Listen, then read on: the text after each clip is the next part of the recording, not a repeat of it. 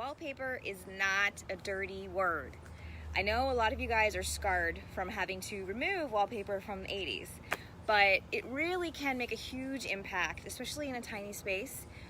So a lot of times we'll do wallpaper in a powder room or in a mud room or in a tiny office or just above the dining room chair rail, somewhere where it's not that much, so it's not super duper overwhelming like all the crazy floral wallpapers that were everywhere in the 80s, but also just enough to give it that extra impact and oomph and that layer of stuff. So I got a ton of wallpaper from Philip Jeffries recently, so I wanted to show you guys some samples for a project that I'm going to be working on where the whole house is neutral.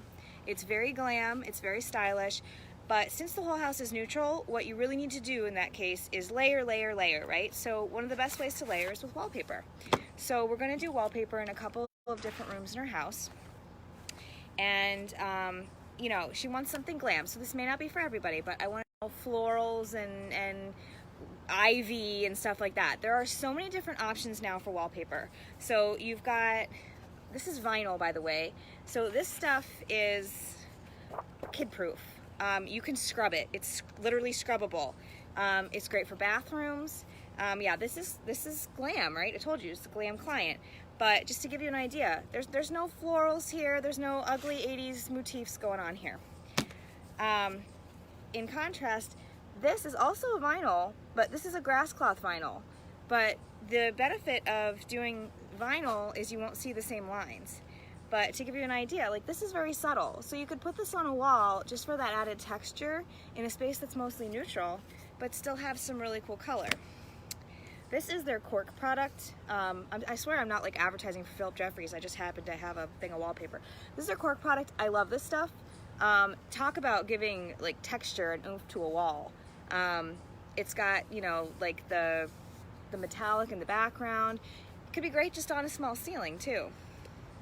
So keep that in mind. You can wallpaper a ceiling too. Don't forget about the fifth wall. Let's see what else we have. Some of these are kind of crazy. This is another one that's more glam and stripey. But you can see, like, these are all really different than the regular wallpaper that we used to have back in the day. I mean, there's a lot of different options. And yeah, you can still do floral wallpaper too.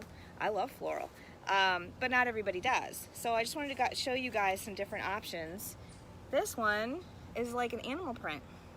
You could do this just in, you know how in the dining room you've got the picture molding, so those little rectangles underneath your chair rail? You could do this just in there. You don't have to go crazy and put wallpaper everywhere. You can really do it very strategically. Even focal walls, they're still a thing. It's fine to have that, you know, one awesome wall in your house. Just make sure it's actually the wall you want people to focus on. So doing wallpaper around the fireplace, like on that wall, that's a great wall to do it. And again, it's a tiny area usually, or a lot less than a whole room. So, you know, it's got that oomph without going overboard.